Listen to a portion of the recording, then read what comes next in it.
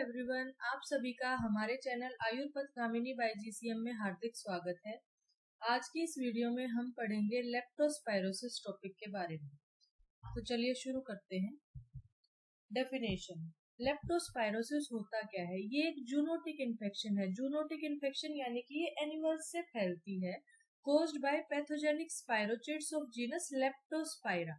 Leptospira genus के spirochete से ये एक इन्फेक्शन होगी। Characterized by biphasic illness. Biphasic illness यानी कि इसमें दो फेज में इलनेस दिखाई देगी। माइल्ड फेब्राइल डिजीज भी हो सकता है, up to severe multi organ dysfunction भी हो सकता है, जिसे वेल्स डिजीज कह सकते हैं। यानी कि माइल्ड फॉर्म में भी ये डिजीज हो सकता है और सीवियर फॉर्म में भी ये डिजीज हो सकता है, जिसमें मल्टीपल ऑर्गन फेलियर की कंडीशन भी पेशेंट को हो सकती है। तो लेप्टोस्पायरोसिस क्या है? एक तो जूनोटिक इन्फेक्शन है, जीनस लेप्टोस्पायरा का जो स्पायरोचेट्स है उससे होती है और इसमें बायफेजिक इलनेस देखने को मिलेगी। Etiology. Caused by leptospira interrogans. Most common इसका पैथोजेनिक स्पीसीज है लेप्टोस्पायरा इंटेरोगेंस। इसकी मॉर्फोलॉजी कैसी होती है? ये थिन होता है, स्पाइरल शेप का, मोटाइल स्पायरोचेट है और हुक्ड एंड है इसके, जैसे कि आपको इस डायग्राम में भी दिखाई दे रहा है। हुक्ड एंड वाला ये बैक्टीरिया है। क्वेश्चन मार्क अपीयरेंसेस की, क्वेश्चन मार्क अपीयरेंसेस की कुछ हद तक दिखाई देती है और ये एक एरोबिक ऑर्गेनिज्म है। इसकी जो स्पीसीज है वो 250 से ज्यादा है। अलग अलग स्पीसीज है, यानी कि अलग अलग एनिमल्स में जब ये शो करता है इन्फेक्शन तो अलग अलग स्पीसीज इसकी देखने को मिलती हैं। जैसे कि एक टेरोहिबेरेजिक जो कि रेट्स में मिलता है, सीवियर फॉर्म होती है। कैनिकोला डॉग्स में मिलता है और पोमाना कैटल या पिग्स में देखने को मिलता है। ये जो वेराइटी है इसकी एंटीजेनिकली डिस्टिंक्ट सबटाइप्स है लेप्टोस्पायरा के ही, based on the surface antigen. Surface antigens के बेस पे अलग अलग इसकी 250 से भी ज्यादा इसकी वैरायटी देखने को मिलती है। There are 250 greater than 250 serovars due to high antigenic variations and adaptation to different animal reservoir. कैसे ये एडेप्ट करता है अलग अलग एनिमल रिजर्वायर में, उसके बिहाफ पे ये 250 से ज्यादा वैरायटी लेप्टोस्पायरा की देखने को मिलती है। एपिडेमियोलॉजी की अगर हम बात करें तो इसका वर्ल्ड वाइड डिस्ट्रीब्यूशन कहाँ पे ज्यादा होगा? जहाँ पे ट्रॉपिकल रीजन्स होंगे। ट्रॉपिकल रीजन्स में इसका जो है फैलाव ज्यादा देखने को मिलेगा। कौन से ऑक्यूपेशन रिस्क में है? जैसे कि फार्मर्स जो कि पानी में ज्यादा काम करते हैं, मिट्टी में काम करते हैं, सीवेज वर्कर्स या वेटनरी में जो जिनका एनिमल्स हैंडलिंग का या एनिमल्स के साथ जो काम है वो वर्कर्स ज्यादा इफेक्ट होते हैं। रिक्रिएशनल, जैसे स्विमिंग कर रहा है, स्विमिंग का कोई जो गेम है, स्विमिंग किसी ने ले रखा है या स्विमिंग काम है जिसका, स्विमिंग इन कंटेमिनेटेड वाटर अगर किया है, अगर फ्लड कहीं पे आई है वहां पे भी लेप्टोस्पायरोसिस होने के चांसेस ज्यादा रहते हैं। इसके रिजर्वायर क्या है? Rodents, specially rats. उसके अलावा क्या है? Dogs, cattle, pigs. इसका ट्रांसमिशन कैसे होगा? जो भी ये इन्फेक्टेड एनिमल्स हैं इनके यूरिन के साथ जब कांटेक्ट होगा तो इसका ट्रांसमिशन होगा। तो फ्लड की कंडीशन होगी, अगर वहां पे एनिमल्स है, एनिमल्स का यूरिन उन्होंने पास कर दिया, फ्लड है, पानी में वो यूरिन मिक्स हो गया है, तो वहां से जब कोई चल के जाता है तो इन्फेक्टेड यूरिन के कांटेक्ट में आ जाएगा। अब इन्फेक्टेड यूरिन के कांटेक्ट में तो पर्सन आ गया, लेकिन फिर ये एंटर कैसे करेगा? एंटर करेगा कहीं पे किसी को कट लगा है, चोट लगी है, जहाँ पे ब्रोकन स्किन होगी, या म्यूकस मेम्ब्रेन के कंजक्टाइवा से, ओरल से ये जा सकता है, एंट्री कर सकता है। तो वर्ल्ड वाइड ट्रॉपिकल रीजन्स में होगा। जो फार्मर्स होंगे, सीवेज वर्कर्स होंगे, जो रिक्रिएशनल काम करते होंगे, फ्लड में होंगे, वहां पे ज्यादा होने के चांसेस होते हैं। पैथोजेनेसिस हम पढ़ते हैं। ये एंट्री करेगा, हिमेटोजिनस स्प्रेड करेगा। जब ये एंटर करेगा तो ब्लड के थ्रू स्प्रेड करेगा, जिसे क्या बोलेंगे? लेप्टोस्पाइरीमिया। रैपिड मल्टीप्लिकेशन होगी इसकी ब्लड में।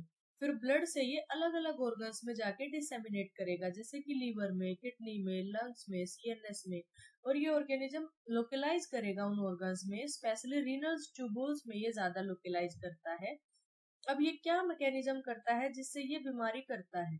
तो ये ब्लड वेसल्स को इफेक्ट करता है। एंडोथेलियम जो है उनकी, उसको डैमेज करेगा ब्लड वेसल्स की, तो वस्कुलाइटिस कोज करेगा। और जहां जहां की जिस भी ऑर्गन को सप्लाई करने वाली ब्लड वेसल्स जब इफेक्ट होंगी तो वो ऑर्गन डिसफंक्शन होगा। कैपिलरी लीकेज कराएगा। अगर कैपिलरी लीक करेंगी तो हिमरेज होगा, लंग्स में ब्लड चला गया, स्किन के अंदर ब्लड आएगा, तो वो कैपिलरी लीकेज होगा। ये डायरेक्ट भी टिश्यू इन्वेजन कर सकता है स्पायरोचेट। और फोर्थ क्या है, इम्यून मीडिएटेड इंजरी, यानी कि जब जब भी हमारी बॉडी में कोई भी इन्फेक्शन आती है तो हमारी बॉडी का एक रिफ्लेक्स होता है, इम्यून सिस्टम एक्टिवेट हो जाता है उसको किल करने के लिए। तो इम्यून कॉम्प्लेक्स डिपोजिशन होगा, वो सेकेंड फेज में देखने को मिलेगा। अभी हमने क्या पढ़ा था कि ये बायफेजिक इलनेस है। बायफेजिक इलनेस यानी कि फर्स्ट क्या है, सेप्टिसिमिक फेज है जो कि एक्यूट फेज है, यानी कि ऑर्गेनिज्म एंटर किया और वो ब्लड में गया है, ब्लड में या सेरिब्रोस्पाइनल फ्लूइड में वो प्रेजेंट है। तो जब वो ब्लड में जाएगा तो वो क्या करेगा, लेप्टोस्पाइरेमिया कोज करेगा। तो वहां पे क्या क्या देखने को मिलेगा, फीवर, माइल्जिया, हाईली इन्फेक्टिशियस फेज ये होती है।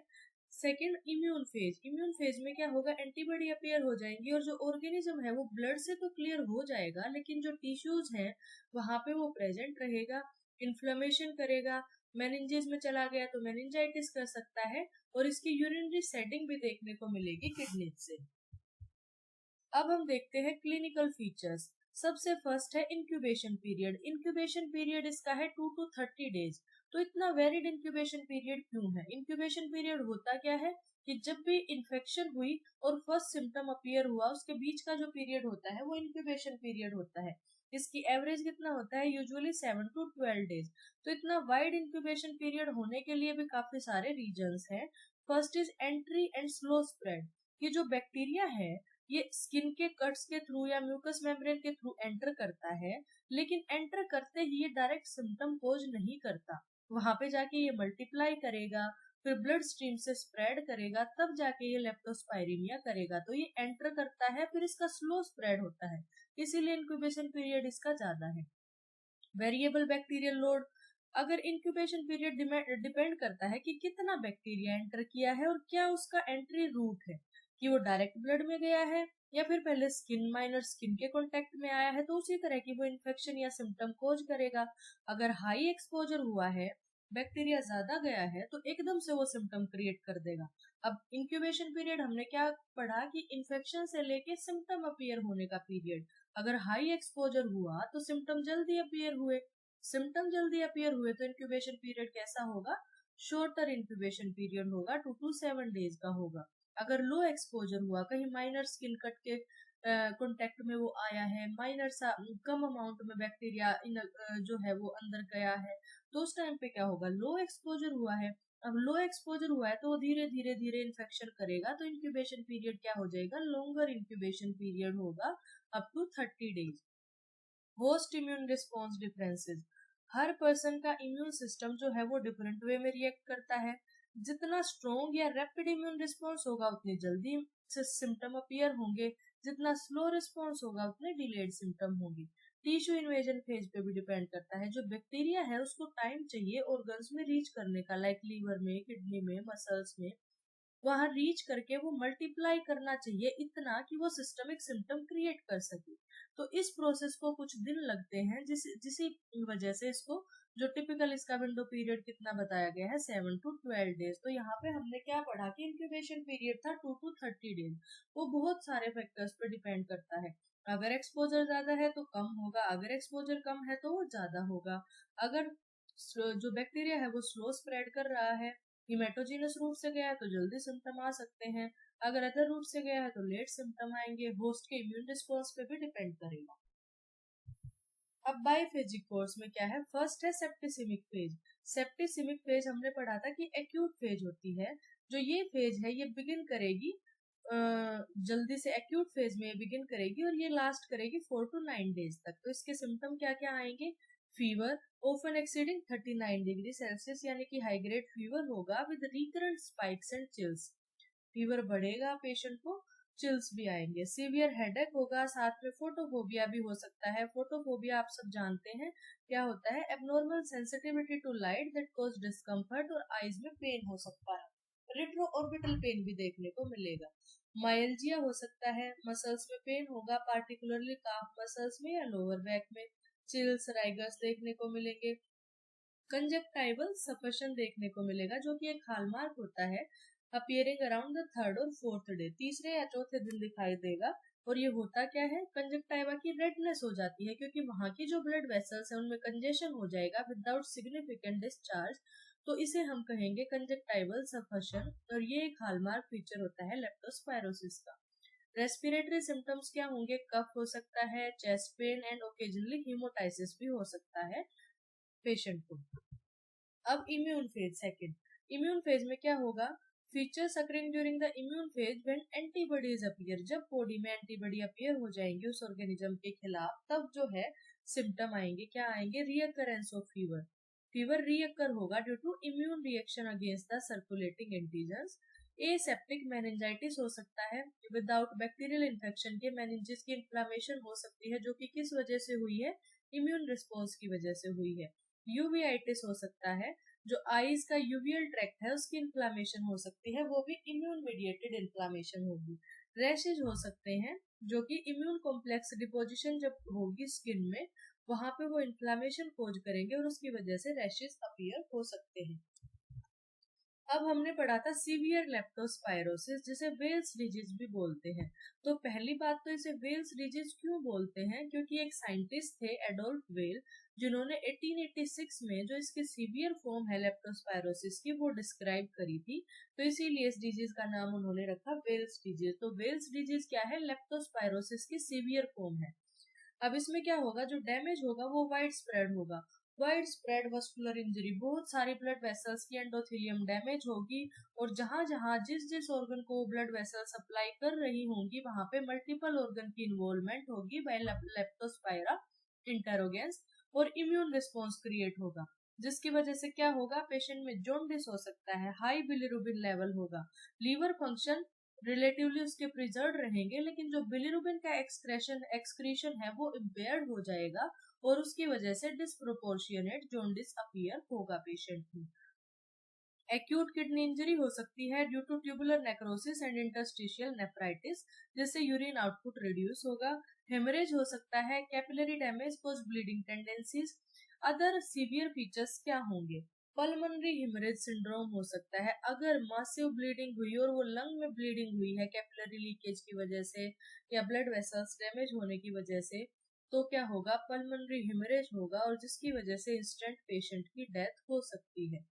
अगर हार्ट इफेक्ट हुआ तो मायोकार्डाइटिस हो सकता है, यानी कि जो हार्ट की मसल्स है उनमें इन्फ्लामेशन होगी, हार्ट प्रॉपर काम नहीं कर पाएगा, जिसकी वजह से एरिथमिया, हार्ट फेलियर की कंडीशन हो सकती है। एआरडीएस हो सकता है, एक्यूट रेस्पिरेटरी डिस्ट्रेस सिंड्रोम, अगर लंग्स में सिवियर इन्फ्लामेशन हुई है तो लंग्स का काम प्रॉपर नहीं होगा और रेस्पिरेटरी डिस्ट्रेस की कंडीशन होगी, जिससे रेस्पिरेटरी फेलियर हो सकता है।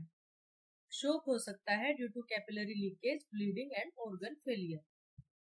अब ऑर्गन स्पेसिफिक मैनिफेस्टेशंस क्या हैं? लीवर में क्या होगा? Hepatocellular dysfunction without major necrosis, cause marked hyperbilirubinemia, हमने पढ़ा। डीप जॉन्डिस की कंडीशन होगी, लीवर फंक्शन बल्कि नॉर्मल मिलेंगे, एसजीओटी एसजीपीटी ये नॉर्मल मिलेंगे।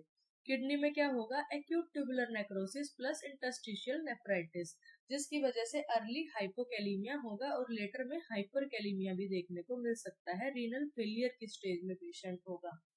अगर लंग्स में होगा तो हमने अभी अभी पढ़ा, पल्मोनरी हेमरेज सिंड्रोम हो सकता है, इंस्टेंट डेथ हो सकती है, साथ ही एआरडीएस की कंडीशन भी हो सकती है, जो also major cause of death है।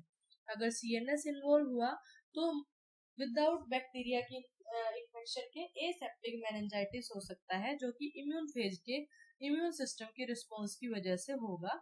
एनसेफेलाइटिस हो सकता है, जो कि बहुत रेयर देखने को मिलता है, और उसमें सीवियर इम्यून सिस्टम की इन्वॉल्वमेंट होगी, तब इंसेफेलाइटिस होगा। तो इसी तरह से मल्टीपल ऑर्गन इन्वॉल्वमेंट इस कंडीशन में हो सकती है, यानी कि लेप्टोस्पायरोसिस ऐसा नहीं है कि हम कहें कॉमन सी डिजीज है, नॉर्मल सी डिजीज है, इसमें बायफेजिक इलनेस देखने को मिलेगी। माइल्ड सिम्टम्स भी हो सकते हैं, लेकिन वेल्स डिजीज भी हो सकता है, सीवियर फॉर्म भी लेप्टोस्पायरोसिस की हो सकती है। अब इसका डायग्नोसिस हम कैसे करेंगे? सबसे पहले सीबीसी कराएंगे। सीबीसी में क्या होगा? Leukocytosis due to systemic infection and inflammatory response to leptospira, infection होगी, इन्फ्लामेशन होगी तो ल्यूकोसाइट का काउंट बढ़ जाएगा। थ्रोम्बोसाइटोपिनिया हो सकता है, प्लेटलेट का कंजप्शन होगा, एंडोथेलियल डैमेज होगा, डिसेमिनेटेड इन इंट्रावस्कुलर कोगुलोपैथी की कंडीशन जनरेट हो सकती है। तो जितने भी जो हमारे क्लोटिंग फैक्टर्स हैं, जो प्लेटलेट्स हैं, वो कंज्यूम हो जाएंगे, और अगर पेशेंट को उसके बाद कहीं पे कट होता है या इंजरी होती है तो उसको ब्लीडिंग का रिस्क रहेगा, क्योंकि जो जितने प्लेटलेट थे, क्लोटिंग फैक्टर्स थे, वो कंज्यूम हो चुके हैं। तो अगर पेशेंट को कहीं से ब्लीडिंग हुई तो वो रुकने का चांस कम होगा। फिर हम लीवर फंक्शन टेस्ट कराएंगे, तो उसमें हमें बिलिरुबिन का लेवल हाई मिलेगा due to impaired hepatic excretion, cholestasis की कंडीशन होगी, और लीवर सेल की डेथ यहाँ पे नहीं होगी, लीवर फंक्शंस नॉर्मल होंगे। Mild increase in transaminase, liver cells अगर अफेक्ट होंगी लेकिन नेक्रोसिस इसमें मिनिमल होगा, तो एंजाइम राइज है वो बहुत हाई नहीं होगा।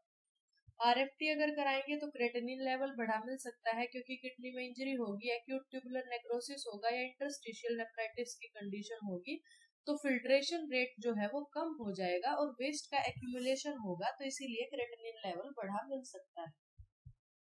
अब स्पेसिफिक टेस्ट जो हम लेप्टोस्पायरोसिस में कराएंगे, first is direct detection. Early phase में डायरेक्ट फील्ड माइक्रोस्कोपी करा सकते हैं, जो कि शो करेगी लेप्टोस्पायरा इंटेरोगेंस डायरेक्टली, बट इसकी लो सेंसिटिविटी होती है, क्योंकि जो ऑर्गेनिजम्स होते हैं वो ब्लड में फ्यू होते हैं, और लेट स्टेज में तो ब्लड से वो रिमूव भी हो जाते हैं, टिश्यूज में जाके वो डिसेमिनेट कर जाते हैं।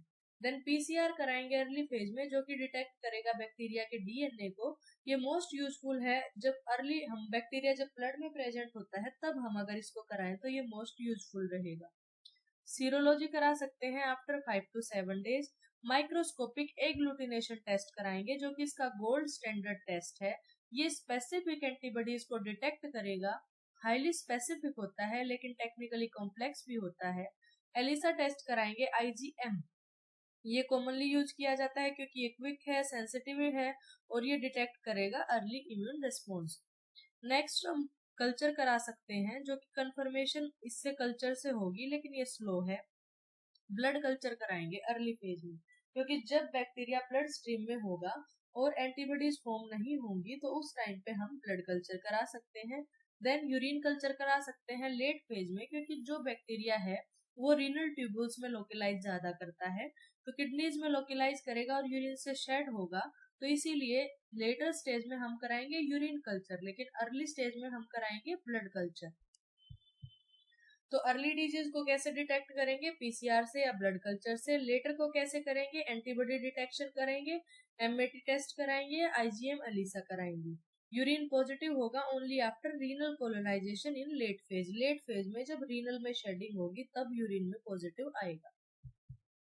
अब डिफरेंशियल डायग्नोसिस हम क्या कर सकते हैं, हमने पढ़ा रेट्रोऑर्बिटल पेन होता है, हाई ग्रेड फीवर होता है, तो डेंगू हो सकता है। डेंगू में भी हाई ग्रेड फीवर होता है, severe myalgia, thrombocytopenia, rashes, positive tourniquet test देखने को मिलता है। लेकिन डेंगू की कंडीशन में मार्क जॉन्डिस नहीं मिलता, रीनल फेलियर नहीं मिलता, और स्कार नहीं मिलते।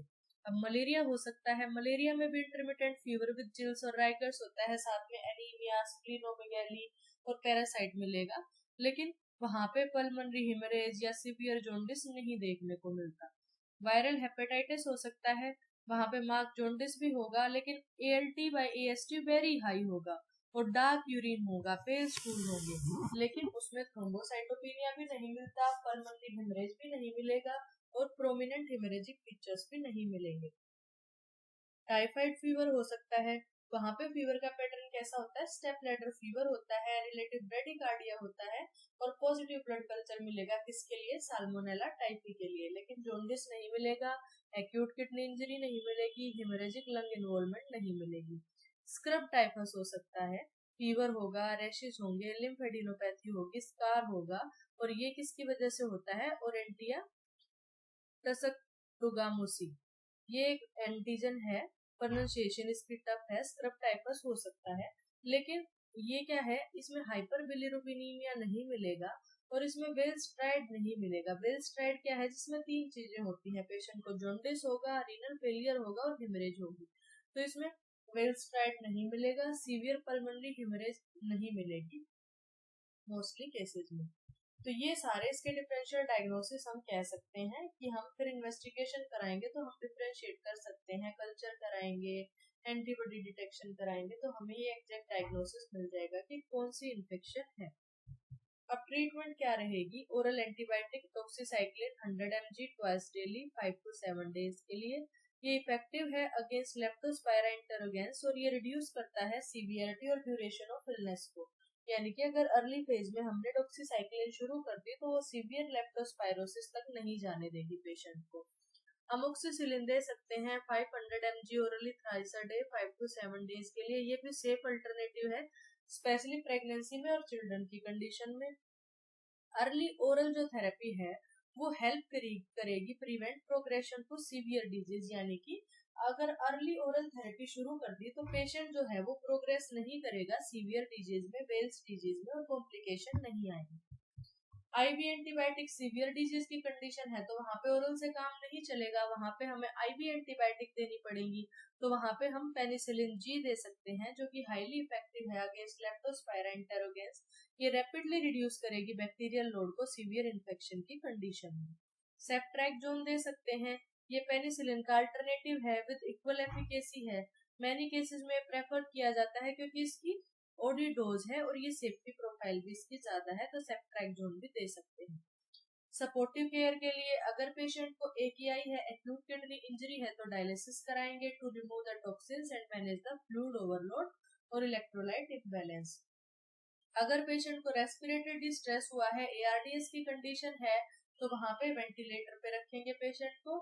वहां पे क्या होगा? Required in severe lung involvement to maintain oxygen and treat the respiratory failure. Fluid and electrolyte correction के लिए ब्लड प्रेशर मेंटेन करके रखेंगे, शॉक को प्रिवेंट करने के लिए, और जो भी डिस्टर्बेंस है जैसे कि हाइपोकैलेमिया, हाइपरकैलेमिया, तो सबको इनको हम करेक्ट करेंगे। नेक्स्ट है जेरिस हेक्सहैमर रिएक्शन। इसमें क्या होता है? Acute worsening of symptom after starting antibiotics in spirochetal infections like spiro leptospira interrogans. यानी कि जो सिम्टम पेशेंट को थे और हमने एंटीबायोटिक शुरू करी और उसके बाद एकदम से वो सिम्टम वर्स कर जाते हैं। ये क्यों होता है? क्योंकि रैपिड किलिंग ऑफ बैक्टीरिया होती है और इन्फ्लेमेटरी टॉक्सिन्स रिलीज होते हैं। वो ट्रिगर करेंगे साइटोकाइन सर्ज, जिसकी वजह से सिस्टमिक इन्फ्लेमेशन होगी और पेशेंट को फीवर, चिल्स, टैकीकार्डिया, हाइपोटेंशन या सिम्टम फ्लेयर हो सकते हैं। ये 1 to 12 आवर जब हम फर्स्ट एंटीबायोटिक डोज पेशेंट को देते हैं तब ये हो सकता है, और ये सेल्फ लिमिटिंग होता है। 24 to 48 आवर्स में सेल्फ लिमिट कर जाता है और ये कोई एलर्जिक रिएक्शन नहीं है। ये बस क्या है कि हमने फर्स्ट एंटीबायोटिक की डोज दी और उसके बाद सिम्टम कुछ ट्रिगर हुए। क्यों? क्योंकि जो एंटीबायोटिक थी वो बैक्टीरिया को किल करेगी, रैपिडली किल करेगी और बहुत सारे इन्फ्लेमेटरी टॉक्सिन्स रिलीज करेंगे और वो सिस्टमिक इन्फ्लेमेशन करके इन सिम्टम्स को थोड़ा एक्सैगरेट कर देंगे। अब कॉम्प्लिकेशंस क्या क्या हो सकती हैं? वैसे तो हमें पता लग ही गया है कि जितने जितने ऑर्गन्स इन्वॉल्व होंगे उतनी ज्यादा कॉम्प्लिकेशन रहेंगी। अगर किडनी इन्वॉल्व है तो renal failure, pulmonary hemorrhage lungs की कंडीशन में ARDS हो सकता है, मेनिंजाइटिस हो सकता है, एनसेफेलाइटिस हो सकता है, मायोकार्डाइटिस अगर हार्ट इन्वॉल्व है, और अगर वेल्स डिजीज की कंडीशन है और मैनेज नहीं किया अर्ली तो क्या होगा? डेथ भी पेशेंट की हो सकती है। अब प्रोग्नोसिस क्या है इसका? अगर माइल्ड डिजीज की कंडीशन है और अर्ली एंटीबायोटिक शुरू कर दी है तो गुड रिकवरी हो सकती है पेशेंट की। अगर सीवियर डिजीज की कंडीशन है तो वहां पे मोर्टेलिटी 5 to 40% देखने को मिलती है। अगर पल्मोनरी इन्वॉल्वमेंट हो गया है तो पोस्ट प्रोग्नोसिस होता है क्योंकि पेशेंट रेस्पिरेट अच्छे से नहीं कर पाएगा और वेंटिलेशन प्रॉपर नहीं होगा, लंग्स की इन्वॉल्वमेंट होगी तो वर्स्ट प्रोग्नोसिस इस डिजीज का होता है। अब प्रिवेंशन क्या करनी है? अब सबसे पहले तो हमने पढ़ा था कि जो एनिमल के यूरिन से होता है, और एनिमल का यूरिन कहाँ पे मिलेगा? कंटेमिनेटेड वाटर में हो सकता है, सोयल में हो सकता है, स्पेशली फ्लड का वाटर अगर है तो ओनली सेफ, ट्रीटेड और बॉइल्ड वाटर ड्रिंक करना है। प्रोटेक्टिव क्लोथिंग्स ऐसी कंडीशन में हम वियर कर सकते हैं, ग्लव्स या बूट्स अगर हाई रिस्क ऑफ ऑक्यूपेशन है। हाई रिस्क ऑक्यूपेशन कैसे हमने पढ़े थे? सीवेज वर्कर्स हैं, फार्मर्स हैं, तो अगर उनको ऐसा कोई लग रहा है कि ये कंटेमिनेटेड वाटर या सोयल है तो वो ये सब यूज कर सकते हैं। इंश्योर करें रोडेंट कंट्रोल मेजर्स को to reduce the spread from animal urine, क्योंकि एनिमल के यूरिन से ये स्प्रेड करता है, तो रोडेंट कंट्रोल करना जरूरी है। Proper sanitation and waste disposable system maintain करके रखना है। स्विमिंग या वेडिंग स्टेगनेट या फ्लड प्रोन वाटर में नहीं करना है। जो हमारे कट्स हैं या एब्रेशंस हैं स्किन पे, अगर हम किसी वेट एनवायरनमेंट में जा रहे हैं तो उनको कवर करके जाना चाहिए, क्योंकि ये जो एंट्री है इस एंटीजन की किससे होती है, कोई कट से होती है या म्यूकोसा से होती है। Improve farm and work place hygiene practice to reduce the exposure risk. तो ये सारी प्रिवेंशन हम कर सकते हैं। पानी जो है वो साफ होना चाहिए, कंटेमिनेशन फ्री होना चाहिए। अगर ऐसी कंडीशन में जाना भी पड़ गया तो जो भी प्रिकॉशनरी मेजर्स मैंने अभी बताए वो सब करके हम काम कर सकते हैं। कीमोप्रोफाइलेक्सिस में क्या ड्रग ऑफ चॉइस है, डॉक्सीसाइक्लिन। यानी कि अगर कोई पर्सन ऐसा है उसको डिजीज अभी नहीं हुआ है लेकिन वो हाई रिस्क एक्सपोजर उसका हुआ है, फ्लड वाटर से, कंटेमिनेटेड सोयल से, ऑक्यूपेशनल एक्सपोजर उसका हो रहा है, तो हम यहाँ पे उसको डॉक्सीसाइक्लिन 200 mg ओरली 1 हफ्ते के लिए दे सकते हैं। ये एक्ट करेगी against leptospira interrogans in early infection phase. Continue for as long as high risk exposure persist, यानी कि फ्लड का पीरियड है तब उसको और ज्यादा टाइम तक हम कंटिन्यू कर सकते हैं, 2 to 4 वीक्स तक, या फिर ऑक्यूपेशनल एक्सपोजर पीरियड जितना है उतने टाइम तक। बेस्ट ये कब रहेगी, अगर स्टार्ट करी गई है with in 24 to 48 hour of exposure and should be combined with protective measures and hygiene practices. Vaccination की अगर हम बात करें तो एनिमल वैक्सीन वाइडली यूज्ड होती है लाइव स्टॉक में, डोमेस्टिकेटेड फार्म एनिमल्स जो रेज्ड किए जाते हैं कोई प्रोडक्ट के लिए, लाइक वूल के लिए, मिल्क के लिए, मीट के लिए, और dogs, pigs etcetera. Usually inactivated whole cell bacteria vaccine होती हैं। ये प्रोटेक्ट करती हैं against common variety of leptospira interrogans, और ये रिड्यूस करेंगी यूरिन में उनकी शेडिंग, और जिससे इन्वायरमेंटल ट्रांसमिशन को कम करेंगे। यानी कि अगर एनिमल्स के यूरिन में इनकी शेडिंग कम होगी, और ये फैलता किससे है, कंटेमिनेटेड यूरिन से, तो यूरिन में शेडिंग कम होगी तो एनवायरमेंटल ट्रांसमिशन इसका कम होगा। ह्यूमन वैक्सीन लिमिटेड यूज की है, कुछ ही कंट्रीज में अवेलेबल है। इनएक्टिवेटेड होल सेल या मल्टीवेलेंट बैक्टीरियन वैक्सीन हैं, जो जो वेराइटी जो है इंटेरोगेंस की, लेप्टोस्पायरा की, उसके स्पेसिफिक वैक्सीन अवेलेबल हैं, जैसे कि ट्राइवेलेंट और टेट्रावेलेंट लेप्टोस्पायरा वैक्सीन। ये रीजन के बेस पे डिपेंड करेंगी। शॉर्ट टर्म प्रोटेक्शन देती हैं क्योंकि ये क्या होती है, वैरायटी स्पेसिफिक होती है। तो एक वैरायटी के स्पेसिफिक कोई वैक्सीन है तो यहाँ पे हमने कितनी वैरायटी पढ़ी, 250 से ज्यादा वैरायटी पढ़ी, तो उतनी ज्यादा प्रोटेक्शन नहीं मिल सकती। तो ह्यूमन के केस में इसका लिमिटेड यूज ही देखने को मिलता है क्योंकि 250 से ज्यादा वैरायटी है और वैक्सीन ब्रॉड प्रोटेक्शन दे नहीं रही है, वो सिंपल एक वैरायटी के अगेंस्ट प्रोटेक्शन दे रही है, तो इतनी वैक्सीन तो नहीं लगवा सकते। और शॉर्ट ड्यूरेशन ऑफ इम्यूनिटी है तो रिपीटेड डोज चाहिए वैक्सीन की भी।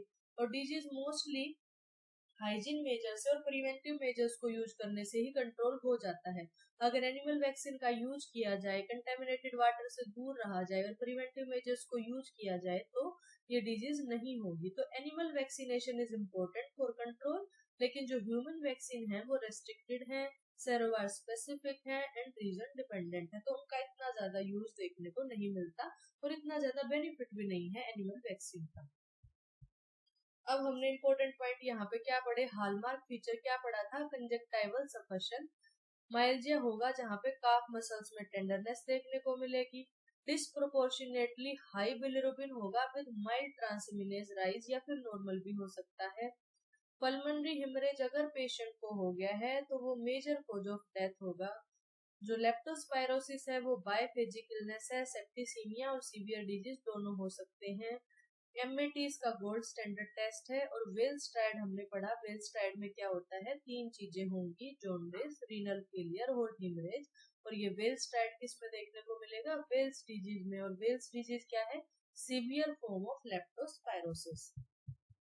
तो आज की इस वीडियो में हमने डिटेल से लेप्टोस्पायरोसिस टॉपिक को कंप्लीट किया है। उसकी डेफिनेशन क्या है, कोजेस क्या है, कैसे वो फैलता है, कैसे उसके सिम्टम्स परसिस्ट करते हैं, बायफेजिक यानी कि दोनों फेज में कैसे कैसे सिम्टम्स पेशेंट में देखने को मिलेंगे, क्या क्या इन्वेस्टिगेशन हम अर्ली फेज में करा सकते हैं, क्या लेट फेज में हम करा सकते हैं, और ट्रीटमेंट क्या रहेगी, कीमोप्रोफाइलेक्सिस किस मेडिसिन से होगा, प्रिवेंटिव मेजर्स क्या होंगे, इसकी कॉम्प्लिकेशन क्या होंगी, एंड एट लास्ट वैक्सीनेशन इसकी क्या है और वो किन कंडीशंस में बेनिफिशियल है।